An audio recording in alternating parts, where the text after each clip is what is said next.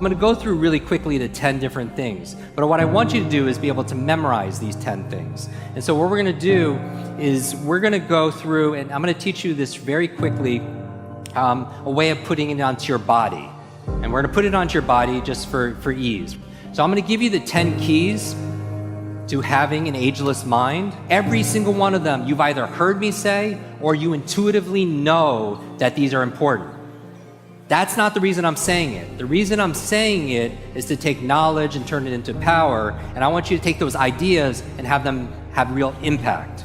And what I want you to do is when I'm going through it, I want you to cycle through and on a piece of paper, rate yourself. On a scale of 0 to 10, how well am I doing in that category? 1/3 of your memory is predetermined by genetics and biology. Let's say 2/3 in your control. These are the 10 things I would focus on. So the first one is a good brain diet. Good brain diet. So on a scale of 0 to 10, what's an honest assessment? If you're honest and true to yourself, where are you on your diet? So we talk about the most important foods for your brain that are neurological, like protecting, neuroprotective.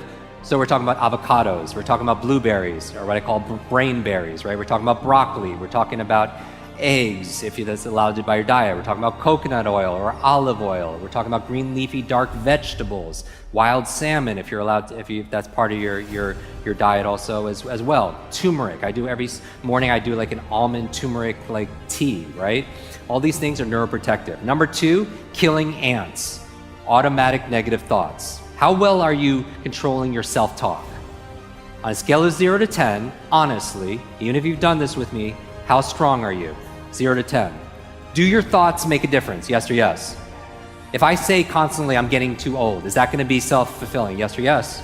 If I say I'm forgetful, I have a bad memory, if you fight for your limitations, you get to keep them. So your mind is always eavesdropping on your self-talk. That's number 2. Number 3, exercise. And really what we're talking about here is movement.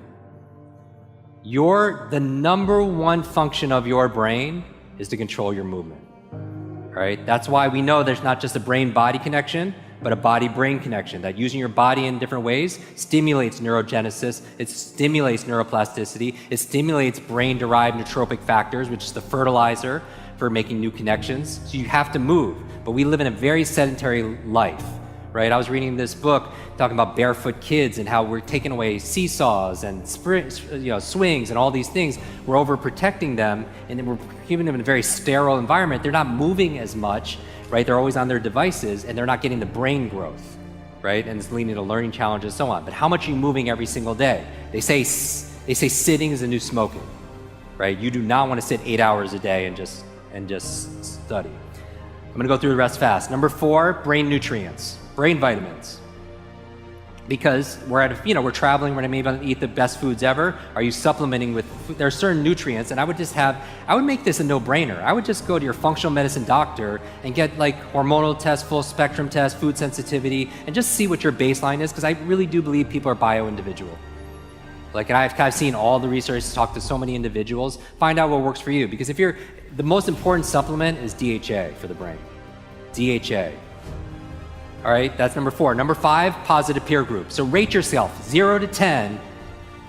How inspired, encouraged, challenged, energized are you by your peer group? And again, peer is choice. I'm not talking about your family, although they maybe are your peer, but the people that you choose, right? So either get a new group or choose who you're gonna let affect you, positive peer group, because it really affects your brain, 0 to 10. Really fast, number 6, clean environment. How clean is your environment? How organized is 0 to 10? And you know this, right? Is your external world reflected by your internal world and vice versa? Because it's a feedback loop. Have you ever cleaned your room, cleaned your desktop, clean your work area, and all of a sudden you have clarity of thought? The reason why I brought up the boxing match is because I go over there, we watch this fight, and afterwards I was like, I was me sitting here, Sylvester Stallone on the couch here, and then to his left was Arnold Schwarzenegger. And I swear, if you took a picture of that, like, they'd be like, who photoshopped that Asian dude in that photo? But I was like, what does it take to be a champion like those guys?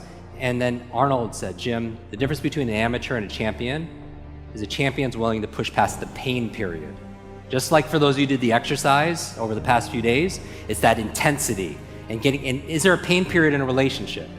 Is there a pain period sometimes in a health crisis? Is there a pain period also in your business? Multiple pain periods, right? The ability to push past, that's where the period is now, because you're just in days and days and you feel like your attention is wandering and going different places. This is the time when it counts, just like with your workout, right? So if Lorenzo and his team's here, that would be the goal. So that's number 6. Number 7, sleep. On a scale of 0 to 10, how good is your sleep? It's important for your brain. 3 really simple reasons. It's where you consolidate short to long-term memory. That's where you actually remember. You do not, even when you're doing these workouts, build your muscles when you're working out. You build it when you rest. Same thing with your mental muscles, same thing with your memory. So that's where you consolidate short to long-term memory. The other reason why you sleep is it cleans plaque out that could lead to dementia and potentially brain aging challenges. The last reason why is how you dream, right? Your REM sleep, your REM stages of your sleep, that's very important because that's where your creativity, that's where, I'm telling you, like we did a whole thing on Superbrain on how to remember your dreams. But specifically, why do you want to remember your dreams? Because you learn all day, your brain doesn't shut off at night, it's more active at night. And so Elias Howe created a sewing machine in his dream. Paul McCartney came out with the song Yesterday in his dream. Mary Shelley came up with Frankenstein in his dream. Periodic table came to a chemist in his dream. What are you dreaming about at night that could solve a lot of the problems in your business, in your life, but you forget it the next morning? That's why the first thing I do in my morning routine is remember my dreams. And 6 steps on how to do that we talked about in Superbrain. After that, sleep. 8, brain protection. Are you protecting your brain? And I'm not just talking about wearing a helmet in extreme sports. Yes, that's obvious. I've had a series of traumatic brain injuries and concussions and all those challenges. Yes, but I mean like things like EMFs. Like we did a podcast episode specifically talking about electromagnetic fields and how it's affecting the brain. Is that affecting the brain, you think? Do you think it's normal? Do you think we evolved or are born to be able to handle all the electricity that's coming out of these smart devices? I read recently that over 90% of kids sleep with their phones underneath their pillows, right? Not on airplane mode, right? So it's big challenge. We just did 2 videos on that. They have 4 million views in just a matter of weeks. You should watch those videos. EMFs, protect your brain. Number 9, new learnings. New learnings, meaning that you might have seen the longevity. This is a longevity conference on the cover of Time magazine where was this study on nuns who were living 80, 90 and above. What was the secret to their longevity? Part of it was their emotional faith, gratitude. The other half, lifelong learners. These group of women were just learning every day, reading every day, having deep conversations, doing the work every single day. It added years to their life and life to their years. So always learning, and I'm preaching to the choir here. But I know for a fact, most of you could actually push it even more, all right? That's how you create neurogenesis and neuroplasticity. If you want to know the secret to having an ageless mind, neurogenesis says you could create new brain cells the day you die. Neuroplasticity is saying you can create new connections the day you die. The 2 most important factors outside of sleep that's going to promote neurogenesis, neuroplasticity, novelty and nutrition.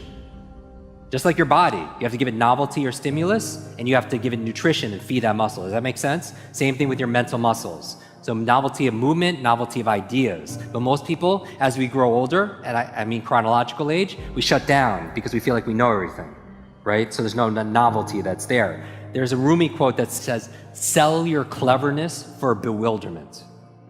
Like, when's the last time you felt bewildered? Remember, you don't have creativity or have focus or have a memory or have bewilderment or have love or have motivation or have energy. You do those things. You do energy, you do creativity, you do focus, you do bewilderment. So we're taking nouns, turning them to verbs, and we're taking a structure, a process, a strategy, and how you can replicate that at will. And finally, the last thing, number 10, stress management. And this is the invisible one, right? Nobody wants to talk about, but you're under how many people didn't realize how much stress they were under until they were like hanging out here on the beach? Because it's like fish, they don't see the water because it's there all the time. But we are under so much environmental stress, pollutants, environmental stress, emotional stress, work stress, cognitive stress, financial stress, and we don't realize that. But you don't get the best of the best out of that, right? It's good for fight or flight, sympathetic mode, but when you want to be able, it's not good if you need to think. If you're stressed, it doesn't help you study. When you're stressed, it doesn't help you give a presentation. When you're stressed, it doesn't help you perform cognitively because it shuts down cortisol, adrenaline, big parts of your brain. So stress management. So how are you managing your stress?